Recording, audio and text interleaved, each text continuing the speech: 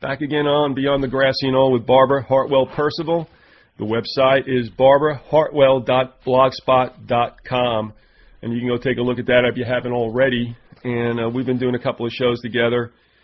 A lot of it has to do with what has transpired between the last time we spoke, and we're talking back like in 2002. Hadn't communicated with Barbara until just recently, and so here we are doing a, I guess you could call it a series, but it's just several conversations. And so Barbara joins us from the balmy state of Maine. Yeah, good afternoon, Keith. Good afternoon. I'm in the deep freeze. Yeah.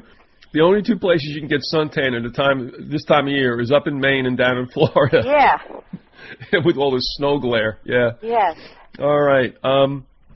You had mentioned that you had listened to a pair of interviews that I did probably around '03 with Eleanor White from Toronto and Sue Ann Campbell from Texas, talking about psychotronic harassment, electronic harassment they call it, and also the idea of stalking and multi-stalking.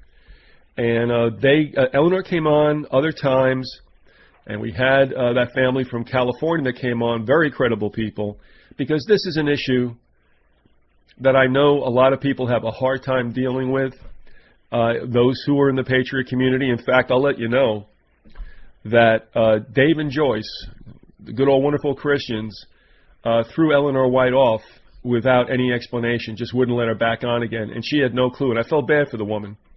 But, you know, so even on the side of the street that understands that things go bump in the night, Barbara, it's still sometimes a hard sell. Well, yeah, let me just say something here, Keith. I happened to go to your website, and I was just looking through, you know, scrolling through to see what kind of shows you had, and I happened to see that the one with Eleanor White and Sue Ann Campbell, and I believe it was 2004. Was it? Okay. Yeah, 2004, and I only actually listened to that one interview. But what struck me was just the truth of what they were saying, Keith. And you see, they also mentioned how difficult it is to get through to people, to convey to the average person out there, or even some people, say, in the, quote, Patriot community that are well-known names, this stuff is real. It goes on, and it's life-shattering. I mean, they want to make out anybody who reports this type of activity, like criminal stalking, and it is a crime, as a nutcase. Oh, you're a nutcase, you're paranoid, but nothing could be further from the truth. Well, I think I might have shared this with you. If it sounds familiar real quick, let me know. I did do an interview with two sisters. Did I tell you this? And I just mentioned that family out in California. I'm not aware of that, no. All right, make a long story short, I think Eleanor pointed me in their direction, or one of the daughters had contacted Eleanor because they were having a problem where we were living. This was one of the more conspicuous situations, but having these two young ladies on who are really sharp as tacks, very bright young adults. The family was Catholic Pakistani, all right? Oh, yes, it does sound familiar. Remember that? Keith. Yeah. Yeah, you did tell me And then after 9/11, they became Arab Muslims. Okay, yes. Well, they had to go through all these things, like they actually created a Faraday cage, so to speak, in their house to stop the outside radiation from the bombardment they were getting from their neighbors who all had turned on them. Let me inject something here, Sure. Keith. This is called profile targeting. You know what that is? In other words, they work up a, quote, profile on somebody, and in this case it appears to be a racial or ethnic profile, and based on that profile, even though it's bogus, they target somebody for all kinds of harassment and persecution. Well, the other thing was, in back of those interviews, and I got to share a very spooky postscript between myself and the two young ladies, but their neighbors were directing whatever you want. I mean, we can really call it weaponry. To them, it was raising the temperature in certain rooms of the house, depending on where it was aimed at.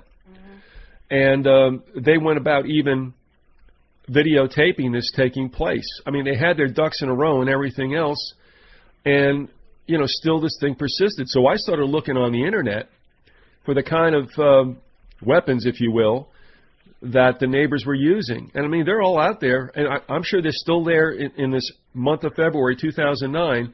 They're purchased by people, and they'll even put them together for you for, you know, another fee. Yeah.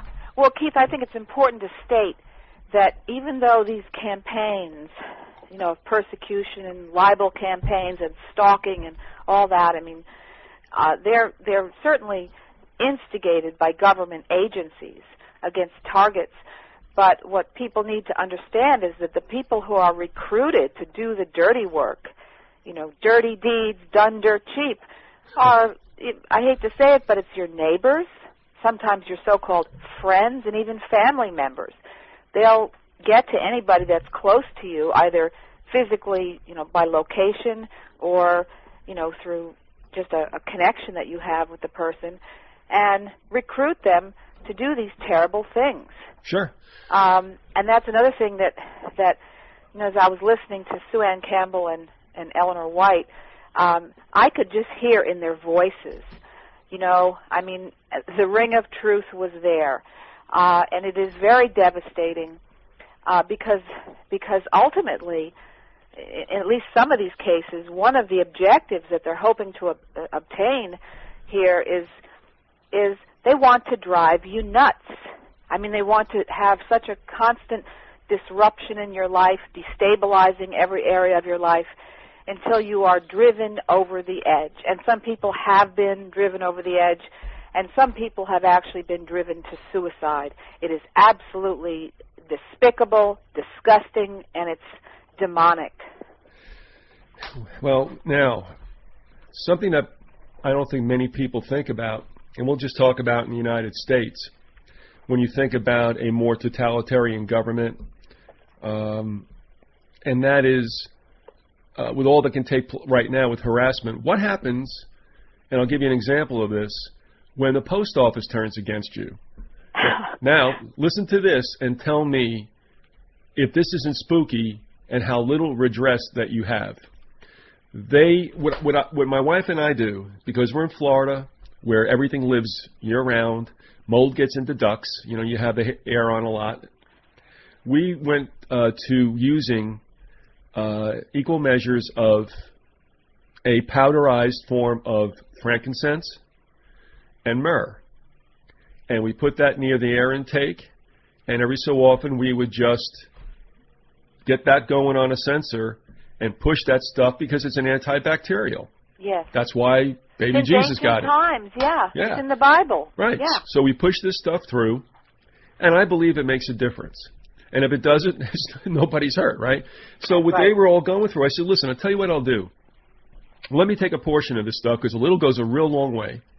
And most people outside the United States really are given to burning incense as such. It's like part of the culture in a lot of places other than the United States. Here in the United States, they figure a stony, you know. So. Yeah, a stoner.